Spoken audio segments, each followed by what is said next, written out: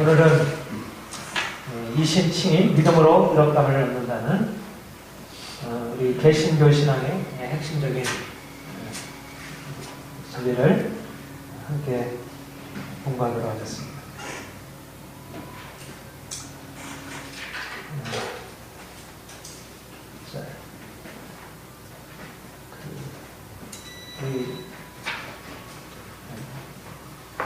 하나님이 우리를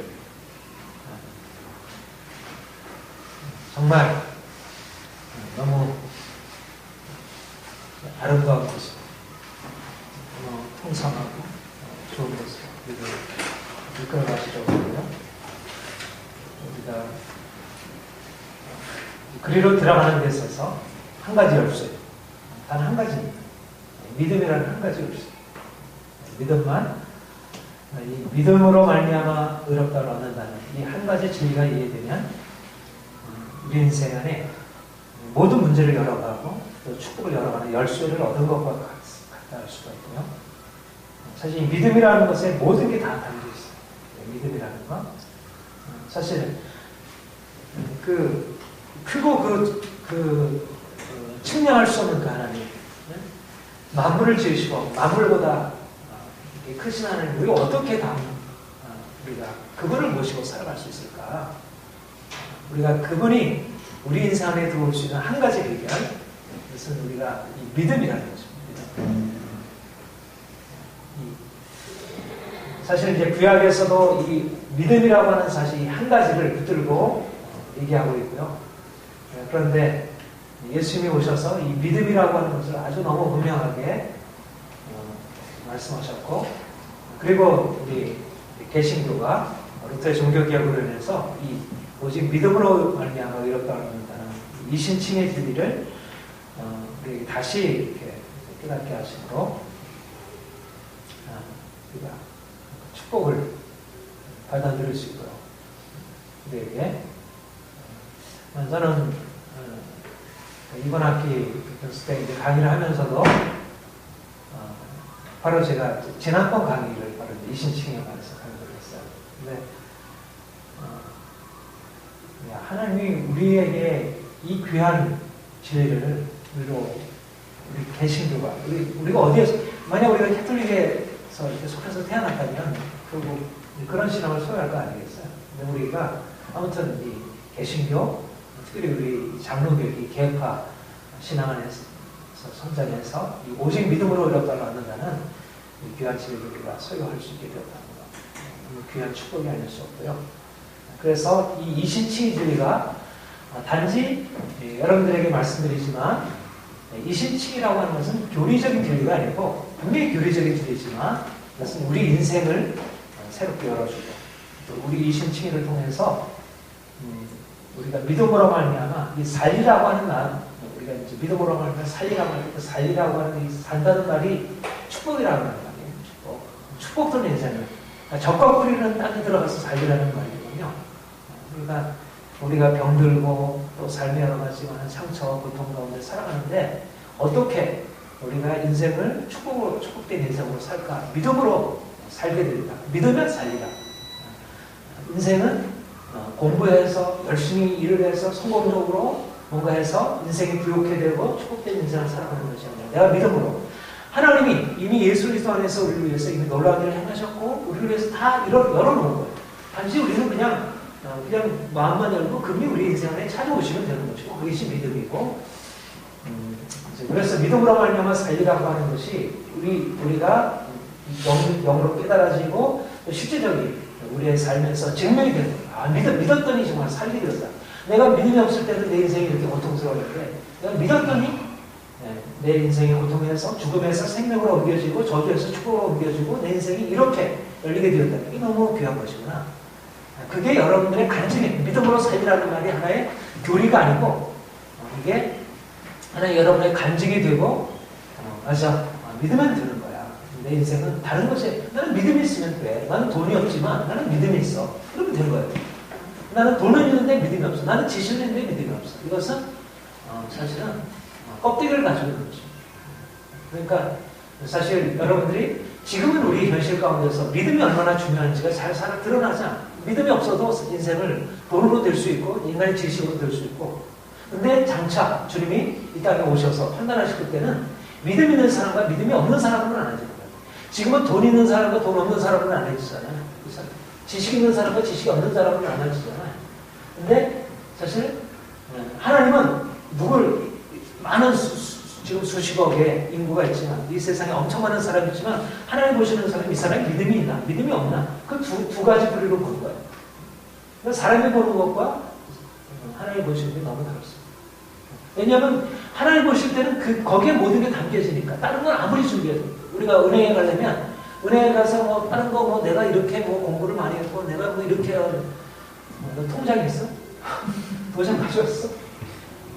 거기서 요구하는 걸 가지고 들어가야지. 나는 사회에서 이렇게 인정받아, 난 대통령이에요. 뭐 아무런 소용이 없어요. 대통령이 뭐하고 뭐 왕이 뭐하겠어요. 요구되어지는 그걸 가지고 들어가야지. 하나님 편에 나가려면 믿음이라는 그것을 가지고 들어가야지 다른 것은 안 됩니다. 오늘 저희가 이신칭의로 이신칭의 믿음을 하면 의롭다를 얻는다는 이 개신교의 핵심적인 진리, 우리 범사님들도 오해까지 설명해서 아까 그런 질문도 했는데, 왜 오직 믿음이냐, 왜 행함이 아니냐, 오늘 또 같이 말씀을 참고하게 돼서 감사하겠습니다. 이신칭의는 율법의 행위가 아니라 그리스도를 믿는 믿음이다. 그러니까 갈라디아 2장 16절 우리 같이 한번 읽어볼까요? 시작. 사람의 의롭게 되는 것이 율법의 행위로 말미암은 아니요 오직 예수 그리스도를 믿음으로 말미암는 줄 알므로 우리도 그리스도 예수를 믿나니 이는 우리가 율법의 행위로서가 아니고 그리스도를 믿음으로써 의롭다 하는 아니다. 율법의 행위로서는 의롭다 하는 이 갈라디아 2장 16절이요. 사실 이신칭이라고 하는 교리의 핵심적인 진수예요. 갈라디아 2장 16절.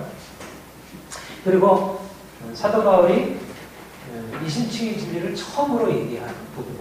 그러니까 여러 순서로서는 갈라디아서 로마서 뒤에 나오지만 갈라디아서를 로마서보다 먼저 쓴 것이에요.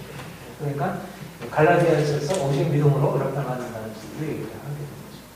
그러니까 여기서 중요한 게 뭐냐면 행위와 율법의 행위와 믿음을 대조하는 거예요. 율법의 행위로서 의롭다를 받는 게 아니라 믿음으로 의롭다를 받는다. 우리가 갈라디아서 강의하면서 이것의 의미를 여러 가지로 얘기했는데, 여기서 이제 중요한 사실은 율법의 행위가 아니라 믿음으로 의롭다를 받는다고 할 때 여기서 율법의 행위라는 게 무엇이었죠?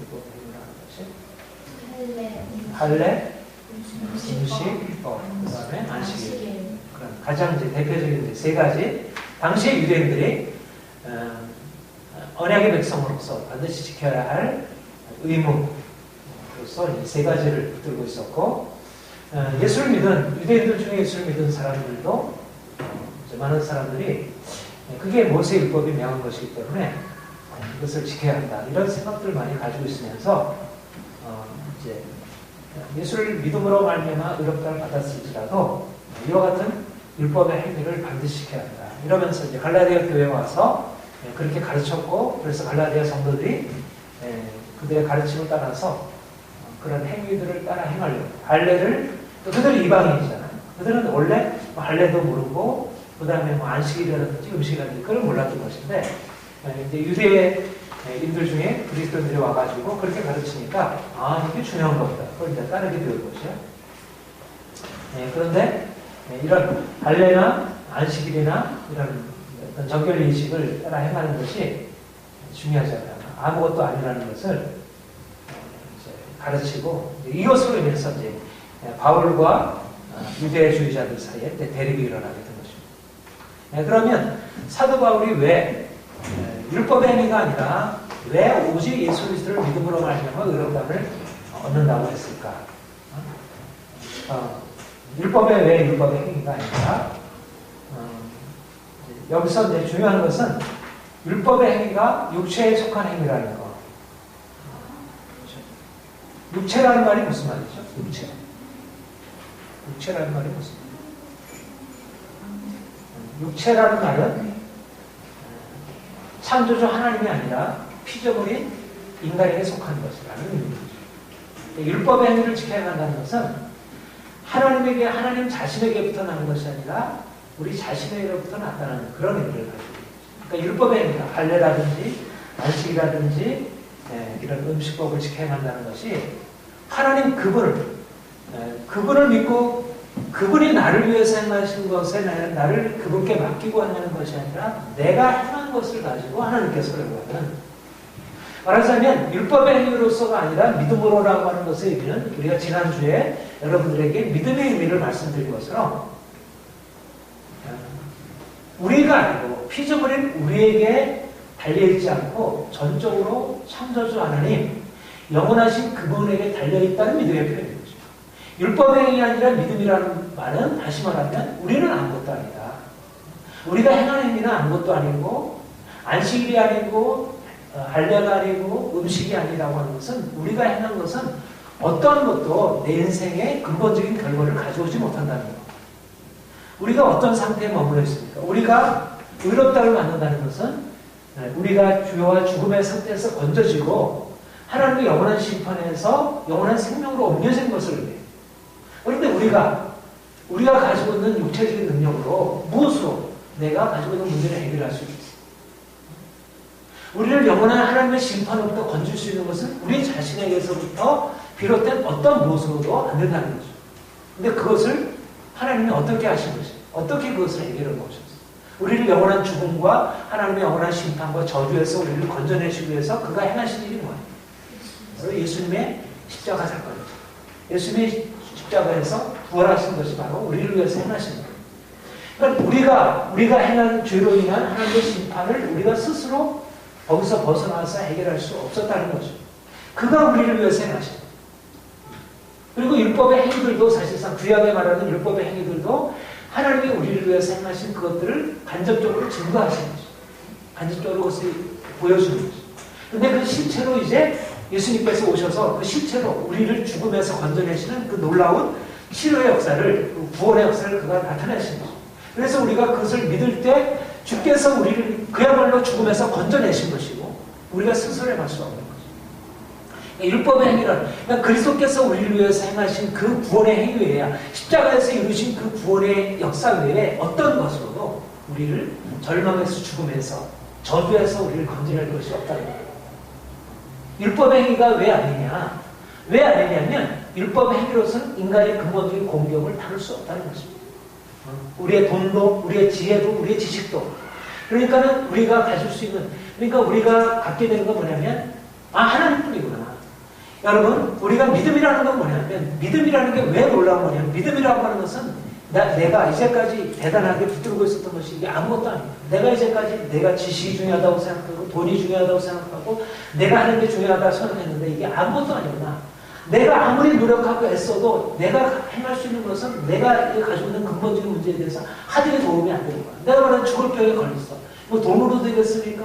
아무리 뭐 주변의 사람이 아무리 맛있는 음식을 가져다 주고 무슨 약을 아무리 가져다 줘도 이미 불치병, 죽을 병에 들었으면 이미 끝난 거잖아요. 그런 죽음을 기다리는 수밖에 없는 거잖아요. 마치 우리 인간의 공경이 그런 거지. 율법의 행위가 아니라는 말은 우리가 그렇게 어떤 철저한 공경에 처해 있고 어떤 방법으로도 우리가 우리 자신의 공경을 다룰 수 없고 주님이 우리에게 하실 일들을 대신할 수 없다. 그런데 그리스도께서 행하셨고 십자가에서 우리를 위해서 대신 행하셨고 우리가 그 은혜로 말미암아 그것을 받아들이게 될 때 우리 안에 놀라운 역사예요. 왜 믿음이냐? 하나님이 우리를 위해서 다 하셨는데 하나님이 우리를 위해서 하시는 것 외에 어떤 것도 우리에게 해결책이 없는데 우리가 믿음 외에 다른 무엇을 붙들고 있어요? 하나님이 이 세상을 만드셨고 하나님이 그분의 뜻대로 주관하시고 하나님이 우리를 절망해서 구원하시기 위해서 예수를 보내셔서 그걸 행하셨는데 우리가 무엇을 가지고 다른 무엇을 가지고 할 수 있느냐? 그러니까 우리가 주님 만나서 깨닫게 되는 게 뭐냐면 인생은 아무것도 아니야. 우리는 피조물. 그리고 피조물인 인간에게 능력이 없는 것이구나. 그리고 그러면 절망이냐? 그러면 우리가 피조물이니까 인생은 더 이상 해결할 수 없는 그냥 절망이냐? 그렇지 않고 전능자 하나님, 우리의 생명을 만드시고 우리를 우리의 죄로 인해서 심판하신 그 하나님이 또한 구원자 되셔서 우리를 젊어서 건져주신다는 사실을 우리가 깨닫게 되고, 그러면서 그러니까 행함이 아니라 믿음이라는 이 대조가 내가 아니라 하나님이라는 그 대조 안에서 자연스럽게 일어나는 거죠. 사도 바울이 바로 다메섹 도상에서 만나서 경험하게 된 거예요. 주님의 그 영화로운 모습을 보고 나서 자신이 이제까지 가지고 있었던 것이 얼마나 부족한 아무것도 아니지. 우리 빌립보서 3장 4절에 그러나 나도 육체를 신뢰하는 건 아니야. 내가 8일 만에 할례를 받고 내가 이스라엘 백성 중에 이스라엘 족속이요, 그리고 내가 베냐민 지파의 히브리인 중에 히브리인이요, 나는 율법으로 금이 없고 바리새인이고, 그리고 교회를 핍박하고, 내가 이러한 율법에 이런 따라서 이렇게 신뢰할 것을 많이 가지고 있습니다. 그런데 그런데 이제 그 모든 것을 내가 다 해로 그리스도를 아는 지식이 가장 고상한 겁니다. 내가 유익하던 것을 내가 그리스도를 위하여 다 해를. 그러니까 사도 바울이 그가 이전에 율법의 행위를 붙들고 있었던 것이에요. 율법의 행위가 말하자면 자기의 행위를 붙들고 인생을 살았는데 그가 주님을 만나고 나니까 주님 앞에서 그 영화로운 모습 앞에서 자신이 가지고 있는 아무것도 아님을 발견하게 되고, 그러니까 갈라디아서에서 로마서에서 오직 믿음, 율법의 행위가 아니라 오직 믿음으로라고 하는 이러한 이신칭의 진리를 그가 가르치고 우리에게 전해주게 될 수 있었던 것이 다메섹 도상에서 주님을 만남으로 자기 인생을 알게 된 거죠. 소크라테스가 너 자신을 알라고 했는데 사실상 소크라테스는 그 자신을 제대로 사실 잘 몰랐어요. 나는 모른다는 사실밖에 모른다. 이렇게 얘기를 했어요. 그 자신을 제대로 모르는 것입니다. 그 정도 내가 모른다는 사실 아니에요. 그런데 사도 바울은 정말 주님을 만나서 자기 인생이 누군지를 발견해요. 근데 자기 인생이 대단한 존재라고 발견한 게 아니라 내가 아무것도 아니구나. 나는 그냥 아무것도 아닌 인생을 살아가고, 그리고 하나님이 전부. 그가 우리의 모든 것을 행하시는 거예요. 그래서 이제 행위가 아니구나. 자기가 이제까지 육체에 신뢰하만 하던 그 육체의 행위를 내려놓고 이제 그리스도를 신뢰하는 쪽으로 그가 바뀌어지게 되는 거죠. 우리 갈라디아 5장 6절 같이 읽죠. 시작. 그리스도 예수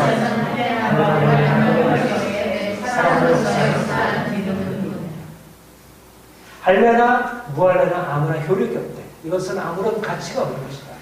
사랑으로 역사하는 믿음뿐이라. 믿음이 우리에게 엄청난 역사를 하는 거죠. 믿음이. 내가 할래나 사실 우리에게는 할래나 무할래가 그렇게 중요하지 않잖아요. 근데 당시에 있어서 할래나 무할래는 사실 우리가 중요하게 여기는 돈보다 지식보다 더 중요한 것이었어요. 당시의 사람들에게서 그것은 가장 으뜸되는 세상의 최고의 가치였어요. 유대인들에게 있어서 사도 바울. 그런데 그가 주님을 만난 뒤로 할래나 무할래나 아무것도 아니에요. 중요한 것은 믿음뿐이에요. 믿음이 모든 것을 가져가요. 믿음이 우리 인생 안에 우리를 절망해서 우리를 희망하고, 우리를 저주해서 우리를 축복하고, 우리를 진노해서 하나님의 공율로, 우리를 모든 고통과 두려움에서 우리를 온전한 자유와 평화로 우리를 인도하시는 것. 믿음이 이것을 해결할 수 있다는 것.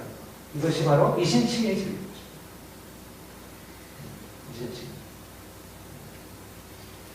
저는 결국 이 깨달은 우리 인생에 대한 이 자각, 그러니까 두 가지. 내 인생이 얼마나 아무것도 아닌지, 하나님 얼마나 크신지, 이 자각이 결국 인생을 하나님의 은혜 안에서 살아갔습니다.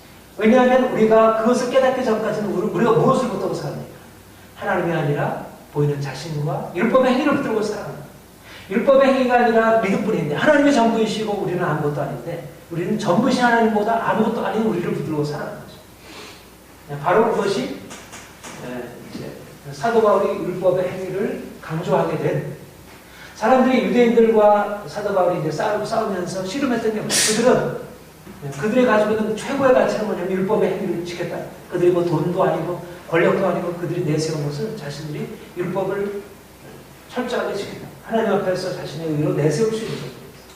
그런데 사도 바울은 주님 만나고 나니까 자신이 이제까지 자랑해왔던 그 모든 율법이 아무것도 아닌 것으로 판명되고 이제는 모든 것을 내려놓게 되고, 내가 그리스도 예수로 살아가고 육체를 신뢰하지 않는 우리가 하는 그러니까 그전에는 자기가 육체를 신뢰하고 그것을 자랑하고 자기가 할례를 가지고 나는 할례자요 당신들은 무할례 할례를 받지 않냐는 언약의 백성에서 넘어선 사람이다.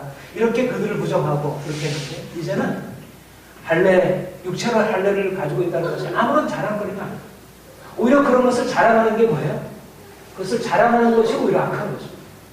왜냐하면 하나님을 자랑하고 하나님을 높여야 되는데 육체를 자랑하고 인간을 자랑하고 자신을 자랑합니다.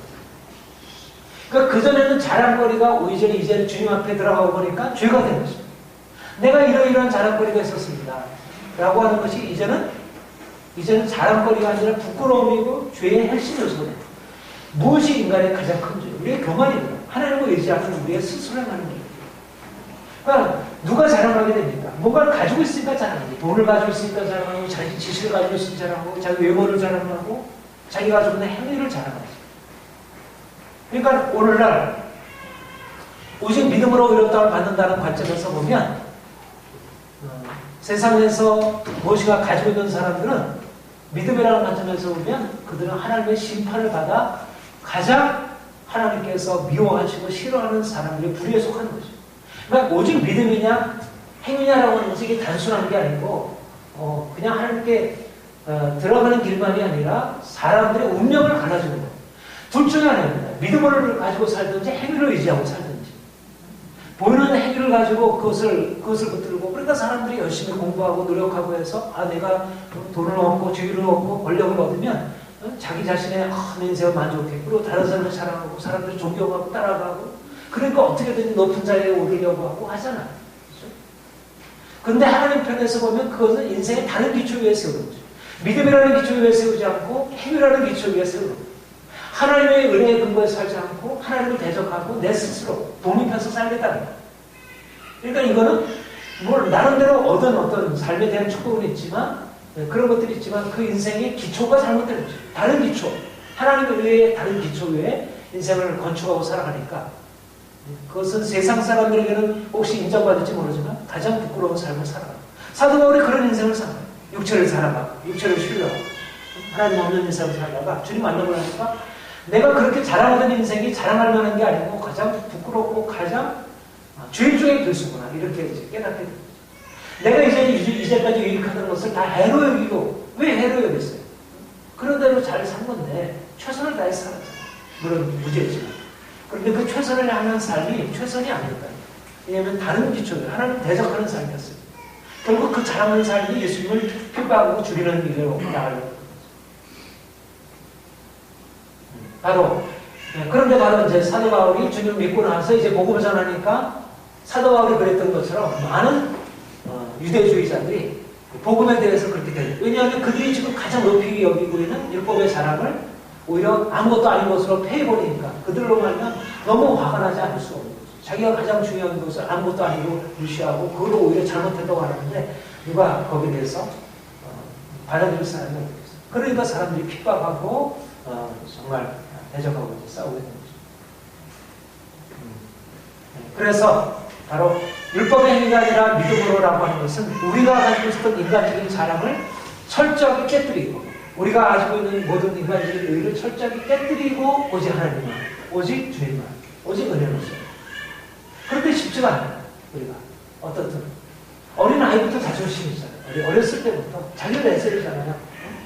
엄마, 아무것도 무력한 어린 아이조차도 엄마를 이기려고 하고 아빠를 이기려고 자기를 주장하고 얘가 갓난아이부터 그래요. 근데 얘가 뭐 초등학교 들어가지, 얘가 뭐 중학교 들어가지 뭐다. 그러면 점점 자아가 강해져가지고 자기가 대단하다고 생각하고 자기 주장을 하려고 하지 거기에 대해서 수기가 안 들어갔어요. 그게 우리 인생이에요. 인생의 그 깊은 뿌리 안에는 자기 자신의 자랑과 이 교만이라는 게 아주 깊은 뿌리에 들어가 있어요. 그러니까 그것을 깨뜨리고 나오면 왜 우리가 믿음으로 들어가지 못합니까? 우리가 이제까지 우리 인생을 육체라고 하는 그 기초 위에 살아왔고 육체 자랑 위에 살아온 거예요. 내가 가지고 있는 지식, 내가 가지고 나름대로의 행함 이 모든 것들이 사실 긍정적인 요소인 만큼 이상으로 우리를 교만하게 하고 스스로 그걸 가지고 자랑하게 하고 그러니까 그것을 붙들고 있으면 결국은 하나님 나는 아무것도 할 수 없어요. 아무것도 아니라고 하는 것을 갖기 어려워요. 그게 대단하게 보이고 내가 스스로 생각해도 대단하고 다른 사람들 그렇게 인정해줬고 그러니까 내가 그것을 내려놓기 쉽지 않지. 그러니까 결국 그것을 붙드니까 율법의 행위가 아니라 믿음으로인데 내가 행위를 붙들고 있으면서 믿음으로 나가려고 하니까 계속 믿음이 온전하지 못하고 있어요. 그러니까 하나님이 우리에게 하시려는 게 뭐예요? 내가 붙들고 있는 행위를 깨뜨리고 내려놓도록 그게 하나님이 우리를 그렇게 이끌어 가시려고 하는 것이고 그게 아무것도 아니라는 것을 우리에게 가르쳐 주시는 거예요. 근데 거기에 승복이 잘 안 되는 거예요. 우리는 이제까지 우리가 살아왔던 대단하다고 생각하는 것들을 내려놓지 않고 여전히 그것을 붙들면서 하나님이 거기에다가 뭔가를 행하시도록 내가 잘하는 것에 좀 더 내가 좀 돈을 붙들고 있으면 하나님이 나에게 좀 더 돈을 많이 벌게 하셔. 내가 지식을 붙들면서 좀 더 지식이 더 많아져가지고 그것을 가지고 사람들에게 인정받기를 원하지 내가 그것을 철저하게 내려놓고 나가기를 원치 않는 거죠. 사도 바울의 위대함이 무엇일까? 사도 바울이 어떻게 기독교에 이렇게 결정적인 기초를 놓게 되었을까? 바로 이 원리입니다. 오직 믿음으로. 다시 말하면 그가 사람들이 자랑하고 있는 것을 철저히 깨뜨림으로써 하나님께서 하나님이 세우시는 손으로 짓지 않는 하나님이 세우시는 그 건물을 세우시는 세상의 철학, 세상의 윤리 도덕 이런 것들이 하나님의 것들을 대신하는 자리에 오르거든요. 그래서 그걸 깨뜨리는 역할. 그러니까 사도 바울은 뛰어난 지식을 가지고 있었던 사람이잖아요. 그런데 그가 뛰어난 지식을 가지고 있었기 때문에 그렇게 위대한 사도가 됐던 게 아니고 그것이 아무것도 아니라는 사실을 알고 그리고 그것을 내려놓고 또 그것을 붙들고 있는 유대주의자 자신과 같이 이전에 삶의 방식으로 살았던 사람들과 싸우면서 핍박과 고난을 받고 그가 실제적으로 그런 어떤 십자가를 경험했기 때문에 이것이 바로 사도 바울의 위대성이 있습니다. 여러분들이 우리가 이제 정말 이 시대를 향하여 믿음의 영향력을 나타낸다면 오직 믿음으로 행함이 아니라 오직 믿음으로 다시 말하면 행위의 자랑 나의 모든 인간적인 의지와 자랑을 깨뜨리는 것으로 나가야 그래야 하나님이 거기에 역사하죠. 근데 그게 쉽지가 않아요. 왜냐하면 그것은 사람들이 생각할 때 그것은 뭐 부정적으로 우리가 뭐 분노하고 화내고 우리가 거짓말하고 다른 사람 미워하고 이런 어떤 부정적인 요인이 아니라 그것은 긍정적으로 사람들이 다 인정하는 것들이기 때문에 그것을 내려놓기 쉽지 않죠. 그래서 사실 온전한 믿음으로 나가지 못하고 오늘날도 교회가 왜 하나님의 역사로 들어가지 못하냐면 여전히 인간적인 것들을 다 붙들고 있는 상태에서 돈을 붙들고 있고 세상 지식을 붙들고 사람을 붙들고 있고 그런 것들을 가지고 믿음으로 하려고 하니까 하나님의 역사가 임하지 못하는 거예요. 조금 전에도 우리 형제가 그런 얘기를 나눴는데 사실 하나님께 나가는 것은 어린아이가 되는 거예요.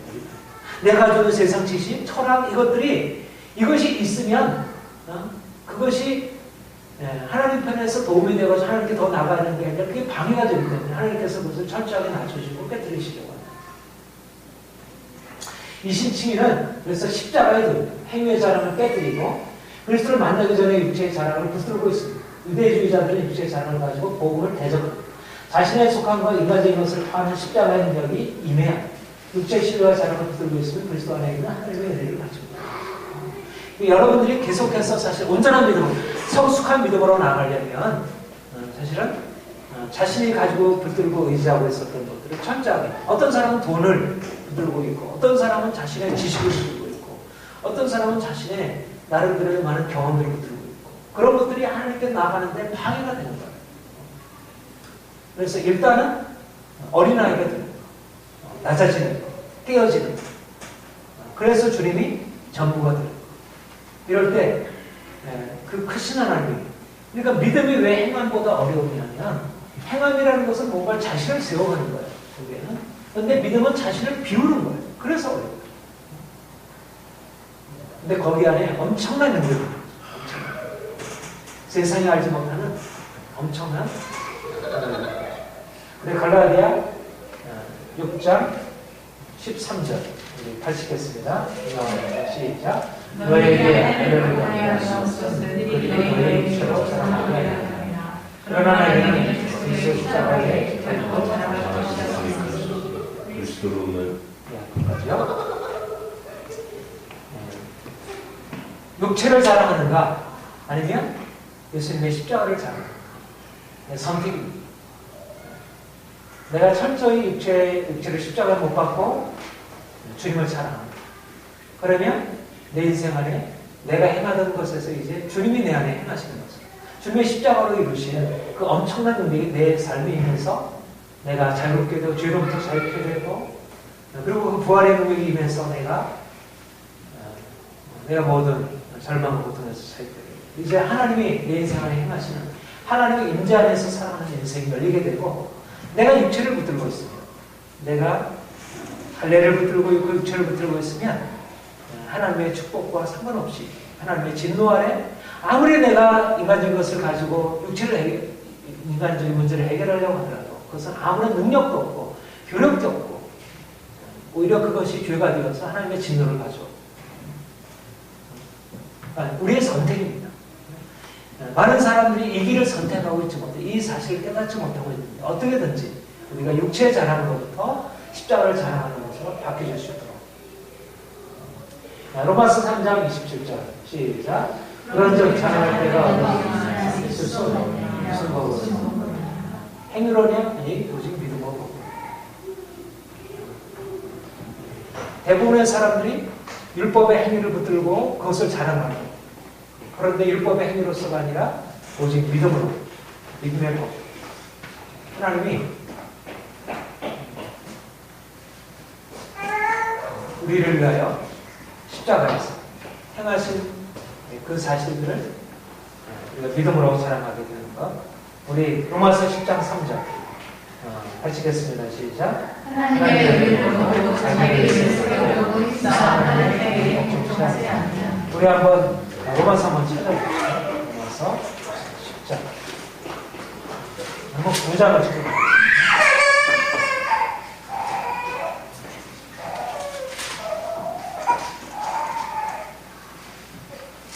네, 9장 30절부터 10장 4절까지 같이 한번 읽어보겠습니다. 시작. 그런즉 우리가 무슨 말하냐? 누구를 따르지 않냐? 이방인들이 이를 얻었으니 곧 믿음에서 나는 이로 이의 복을 따라가는 이스라엘의 율법에 의지했으니 어찌 그러냐? 이는 그들이 믿음을 의지하지 않고 행위로 의지하냐? 그 실돌에 부딪혔느냐? 기록된바 아브라함과 그리스도와 거치는 바위를 시온에 있노니 그를 잊지 않는 자는 하지 아니하리라 것. 형제들아, 내 마음에 원하는 바와 하나님께 권하는 이스라엘 여인이 곧 그들로 돈을 받게 하리라. 내가 증언하노니 그들이 하나님께서 주시사 올바른 지식을 따르는 것이 아닙니다. 하나님의 이름으로 자신의 지식을 세우고 있어 하나님에게 복종하지 아니하느니라. 여기서 4절까지 시작. 그래서는 모든 자에게 의를 위하여 자신이시니라. 여기도 이신칭의주의에 대해서 잘 얘기를 하고 있는데요. 이스라엘 백성들이, 이방인들은 믿음으로 말미암아 의롭다를 받아 구원에 이르게 된 것이에요. 그런데 언약의 백성인 이스라엘 백성들이 오히려 복음을 거절하고 계속 율법의 행위에 머물러 있으려고 했어요. 그들이 율법의 행위를 의지하고 무슨 말 하래요? 의를 따르지 않는 이방인들은 의를 얻었고 믿음에서 나를 이루고, 의를 따라간 사람들은 율법에 이르지 못하고 그들은 행위를 의지함으로 부딪힐 돌에 부딪혔다고. 이게 믿음의 길과 행위의 길이 두 가지 있는데, 믿음의 길로 나가는 사람들은 그곳이 믿음으로 말미암아 의에 이르게 되고 축복에 이르게 되었어요. 근데 행위를 붙들고 있는 사람은 길이 잘못 선택된 거예요. 그러니까 둘 중에 하나는 오늘도 믿음의 길이냐 행위의 길이냐, 어떻게 보면 객관적으로 이쪽이나 저쪽이나 다 비슷한 것 같아요. 다 상대적으로 옳은 것 같아 보여요. 그런데 주님은 믿음의 길과 행위의 길은 정반대의 결과를 가져온다. 믿는 자는 부끄러운 줄을 당하지 아니하고 믿지 않는 자는 부딪힐 돌이야. 같은 돌인데 그 돌이 시온의 돌, 예수 그리스도를 믿었는데 그 돌이 어떤 사람에게는 멸망을 의미하고 깨뜨리는 돌로 의미하고, 어떤 돌은 부끄러움을 당하지 아니하고 구원에 이르게 하는 돌이 됩니다.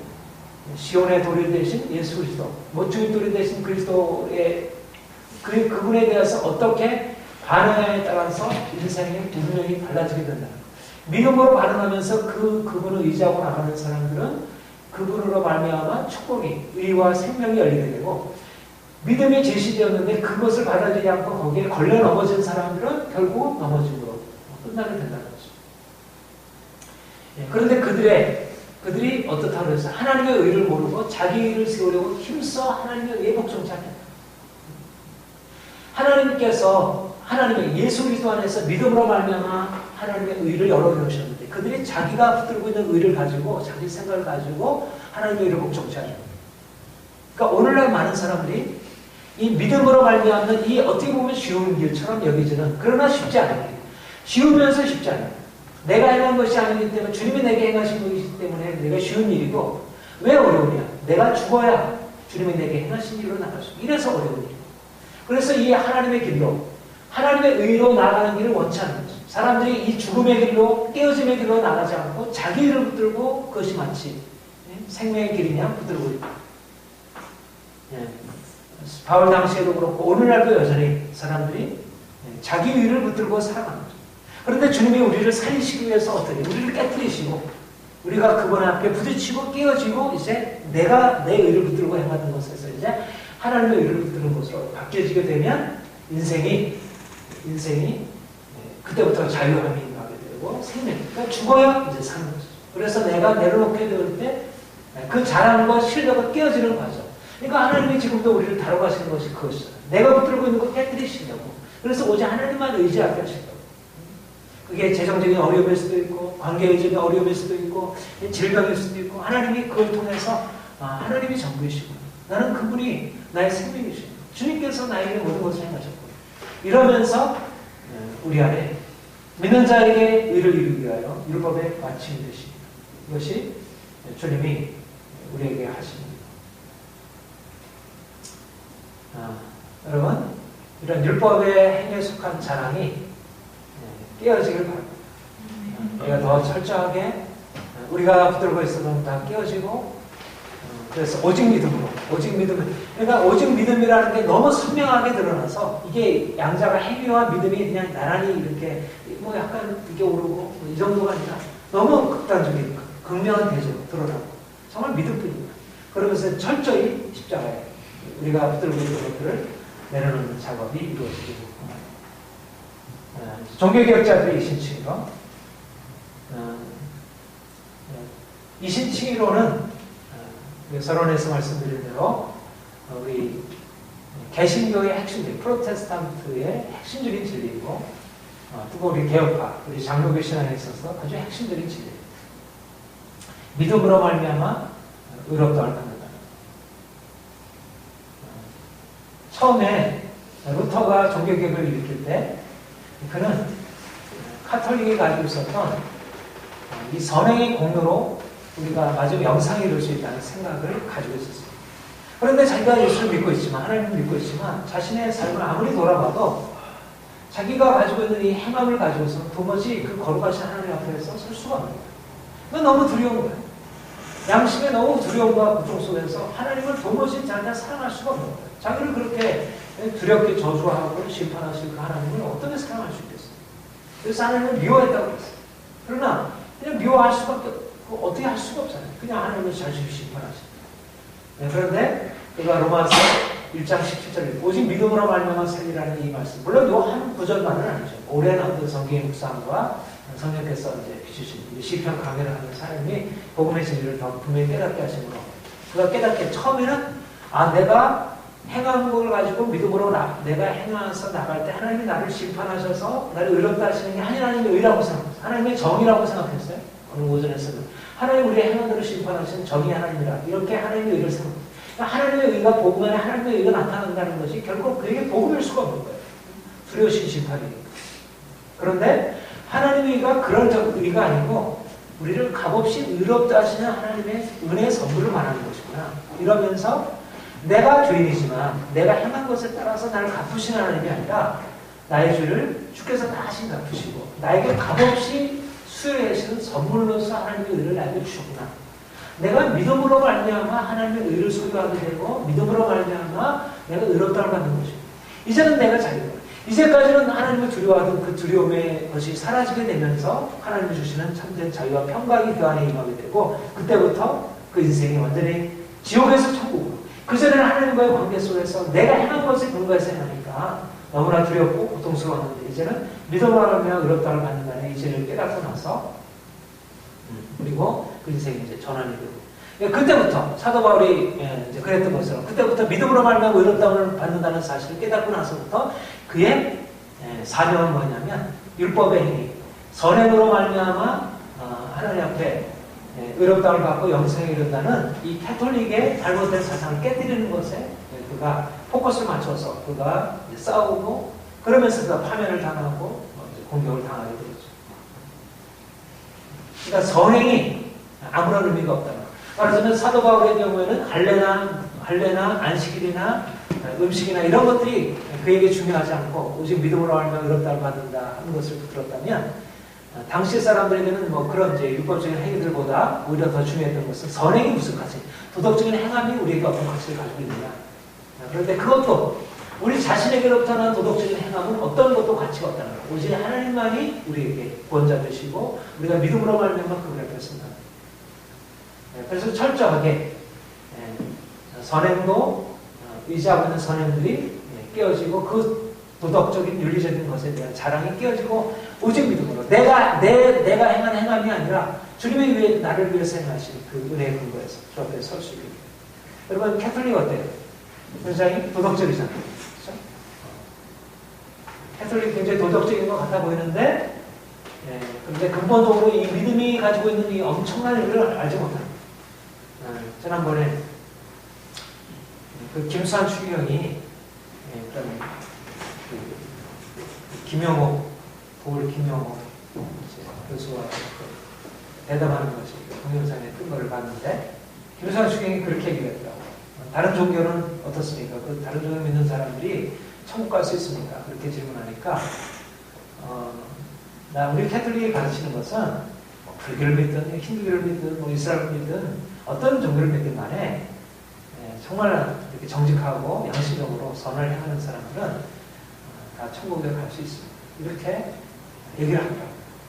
그게 가장 캐톨릭에서 존경받는 김수관 추경이 얘기한 거예요. 아주 명백하게. 그게 캐톨릭의 수준이에요. 오직 믿음으로 말미암아 우리는 죄인이고 믿음으로 말미암아 그리스도의 우리를 위해서 행하신 그 은혜로 말미암아 우리가 의롭다를 받는다는 너무나 명백한 이런 복음의 사실들을 인간적인 생각으로 바꿔버려서 행함이 중요하다. 도덕적인 행위가 중요하다. 양심이 중요하다. 물론 우리가 캐톨릭을 긍정할 수 있는 부분이 많이 있고 배울 바가 많이 있고 또 김수환 추기경 저는 뭐 존경합니다. 그러나 적어도 이 복음 진리에 있어서는 그렇게 왜곡이 되어 있는. 근데 이제 오늘날 이 시대가 점점 이제 그런 기독교가 세상에서 이제 부끄러운 모습을 나타내 보이면서 행함의 가치가 너무 이렇게 부각이 되고 정말 믿음으로 말하면 오직 믿음, 인간은 철저하게 죄인이고 오직 그리스도께서 우리를 위해서 행하신 그 은혜를, 그 구원의 은혜를 믿음으로 말하면 우리가 의롭다함 받고 그분 안에서 사역해야 된다는 이 이신칭의 복음이 너무 쉽게 그게 부정이 되고 그것이 이렇게 평가절하되고 믿음은 중요하지 않고 행함이 여러분들에게 오전에 뭐 우리가 하나님이 정의의 하나님이시고 우리를 심판하시고 우리를 징계하시고 우리를 거룩하게 하시고 행함이 우리가 중요하죠. 행함을 강조해야죠. 율법을 강조해야죠. 그러나 율법을 강조하는 것은 우리가 가지고 있는 하나님께서 우리에게 모든 걸 하셨고 하나님만이 전부시라고 하는 이 사실 오직 의인이 믿음으로 말미암아 살리라고 하는 이 사실을 약화시킬 수 없고 그래서는 안 되는 것입니다. 이게 굉장히 중요합니다. 오직 믿음으로 말미암아 의롭다를 받는 것이지 믿음이 전부이지 그리고 행함도 믿음의 근거에서 나오는 것이 정말 우리는 철저하게 죄인이고 오직 그가 우리를 위해서 행하셨다. 그럴 때라야 그가 우리를 다스리시고 심판하시고 우리를 징계하시는 것도 받아들입니다. 그래서 사실은 바울은 이렇게 뭐 도덕적인 선악에 대해서 부정적으로 비판적으로 쓰지는 않았어요. 우리가 그건 기억해요.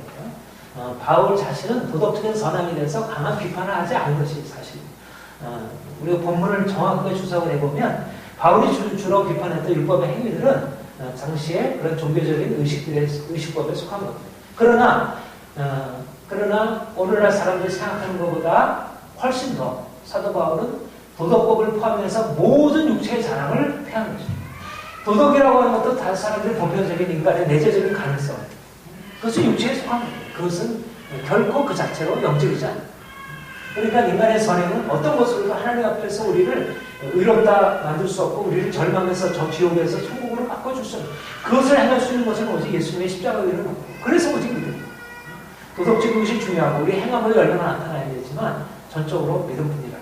그런 면에서 종교개혁자들, 루터나 칼빈과 같은 이 개혁자들이 한 것은 너무나 정말 성경적인 이신칭이 바울 사도가 가르쳤던 이 믿음의 이신칭의 믿음의 진리를 바로 들어요. 제가 이제 요즘 새로운 이제 칭의 교류에 대한 그런 논쟁적인 그 주장들에 대해서 이제 학위를 학위 논문을 이제 쓴 건데, 그러나 제가 뭐 종교교육자들의 입장에 대해서 비판하는 것도 있었지만, 기본적인 관점, 인간은 어떤 선행으로도 어떤 것으로도 하나님 앞에 의롭다함을 얻을 수 없다는 그러한 종교교육자들의 관점은 사도 바울의 관점에 부합하고 그것에 온전하게 조화를 이룰 수 있는 것이다, 이렇게 말할 수가 있습니다. 아무튼 중요한 것은 아까도 말씀드렸는데 왜 율법의 행위가 아니라 율법의 행위라고 하는 것은 육체에 속한 것. 우리가 육체에 속한 모든 것들이 다 철저하게 무너져버려요. 디도서 3장 5절 우리 한번 같이 읽어보겠습니다. 시작. 우리를 구원하시되 우리의 힘과 의로운 행위로 말미암아 오직 그의 근거하셨으나 무슨 신과 성령의 새롭게 하심으로 하셨나니. 여기서는 율법의 행위라 말하지 아니하고 우리가 행함과 의로운 행위라 이렇게 읽죠. 그러니까 분명히 도덕적인 행위까지 포함한 명시적으로 얘기하고 있는 거죠. 우리를 구원하시되 우리의 의로운 행위, 우리의 선행을 가지고 구원하신 게 아니라 그의 긍휼하심을 따라 그분의 사랑과 자비로서. 그러니까 우리가 선행은 구원에 속해 있는 것이죠. 우리가 선행으로 말미암아 구원받는 게 아니라 주님께서 우리를 믿음으로 말미암아 구원하심으로 우리가 선행이 일어나는 거예요. 우리가 원래 지하에 있는 거예요. 그러니까 선행이라고 하는 것은 구원의 한 중요한 열매이죠. 그렇죠? 우리가 구원을 받기 전에는 우리가 선행을 제대로 할 수가 없는 거죠. 주 아래에 있는 사람인데 선행을 하면 얼마나 선행을 하겠어요. 근데 우리가 구원받았기 때문에, 믿음으로 말미암아 구원받았기 때문에 주의 성령으로 말미암아 우리 안에 중생의 시승과 성령의 새롭게 하심을 통해서 우리가 거룩하신 삶으로 들어갈 수 있게 된 거죠. 그렇죠? 이거 순서가 거꾸로 되면 안 돼요. 우리가 믿음으로 말미암아 구원받아 선행을 하게 되는 것이지, 선행을 했기 때문에 구원을 받는 게 아니라, 믿음이 구원의 근거이고 믿음으로 말미암아, 그러니까 우리의 도덕적인 선행도 종교적인 어떤 의식도 행위도 우리를 구원에 이르게 하지 못하고 의롭다함에 이르지 못하고 오직 믿음으로. 왜 믿음입니까? 믿음 안에 하나님의 행하신 것을 담을 수 있는 유일한 그릇이 믿음 안에 있습니다. 우리가 믿음을 통해서만 하나님이 우리 인생 안에 들어오셔서 우리를 위해서 행하실 수 있기 때문에. 고린도전서 1장 29절 같이 읽겠습니다. 시작. 이는 아무 육체라도 하나님 앞에서 자랑하지 못하다. 여기 보면 우리가 너희 중에 육체를 따라 지혜 있는 자가 많지 않냐고 문벌 좋은 자가 능한 자가 많지 않냐고. 그러나 하나님께서 세상에 미련한 자를 택하사 지혜 있는 자를 부끄럽게 하시고 세상에 약한 자를 택하사 강한 자를 부끄럽게 하시고 세상에 없는 자들과 멸시받는 자들과 착한 자를 택하사 지혜 있는 자를 패하려 하시나니 있는 자를 패하려 하시나니 이는 아무 육체라도 하나님 앞에서 자랑하지 못하려. 하나님께서 우리를 그분의 값없는 은혜로 우리를 구원하시고 그래서 그분만이 영광을 받으시길 원하시는 거죠. 우리에게 하나님 엄청난 축복을 보이시려고 하는데 그것이 우리 자신 때문에 일어나는 것이 아니라 그분 자신이 우리를 위해서 행하신 은혜라고 하는 사실을 통해서 그분 자신이 영광을 받으시죠. 그러니까 우리가 하나님의 놀라운 구원의 축복을 받았지만 우리가 행한 것에 여러분들이 순종하고 해서 하나님 복을 주시죠. 내가 의롭게 행하면 그 의롭게 행한 것에 따라서 복을 주시죠. 그러나 내가 어떻게 의롭게 행하느냐?